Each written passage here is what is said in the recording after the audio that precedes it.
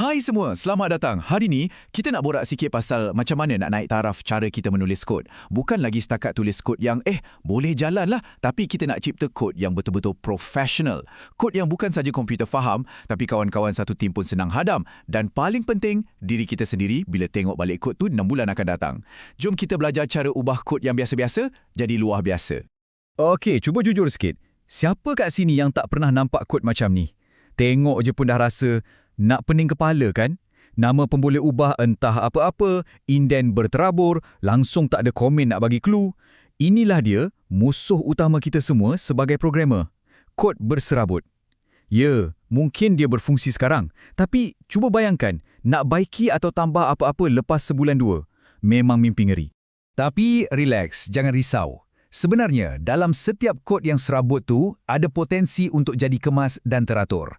Dalam perkongsian kali ini, kita akan bongkar 4 amalan yang macam wira penyelamat untuk kod anda. Amalan-amalan ni akan tukarkan kod yang huru-hara tu menjadi sesuatu yang lebih elegan, lebih mudah nak diurus dan sedap mata memandang. Okey, kita mulakan dengan yang pertama dan paling asas sekali. Indent yang konsisten.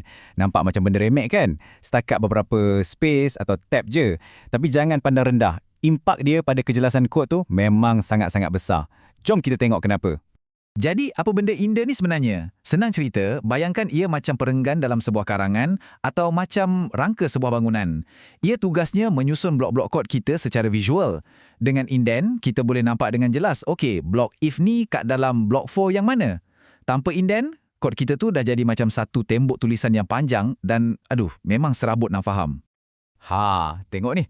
Beza dia macam langit dengan bumi, kan? Yang sebelah kiri tu, kita kena tenung betul-betul setiap baris baru faham mana mula, mana akhir. Tapi yang sebelah kanan, sekali pandang je dah nampak struktur dia. Indent yang konsisten ni sebenarnya tanda hormat kita pada orang lain yang akan baca kod kita nanti. Dan berita baiknya, zaman sekarang dah ada macam-macam tools macam linter atau auto formatter yang boleh buat kerja ni untuk kita secara automatik. Jadi, memang tak ada alasan dah. Baiklah, seterusnya, kita nak sentuh nadi kod kita, iaitu pemboleh ubah atau variables. Amalan kedua kita ialah tentang mencipta pemboleh ubah pintar. Ini bukan setakat pasal simpan data aja, tapi macam mana nak simpan data tu dengan cara yang bijak. Ada 2 benda penting kat sini. Pilih jenis data yang betul dan bagi nama yang membawa maksud. Cuba kita tengok jadual ni. Nampak tak betapa senangnya nak buat pilihan yang lebih baik? Pertama, pasal jenis data. Buat apa nak guna double untuk simpan umur? Padahal integer dah lebih dari cukup. Ia macam kita guna lori trailer nak hantar sebiji apple je. Kan membazir memori tu? Benda nampak kecil tapi dalam sistem besar, ia boleh jadi punca masalah. Kedua, nama. Tolonglah jangan guna nama macam X, Y atau data satu. Guna nama yang deskriptif macam nama pengguna atau jumlah keseluruhan. Kod anda automatik jadi lebih mudah dibaca dan kurang risiko buat silap. Okey, kita masuk amalan ketiga.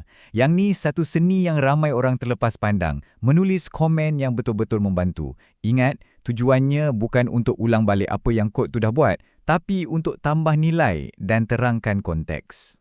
Saya suka sangat perumpamaan ni. Komen adalah surat kepada diri anda di masa depan.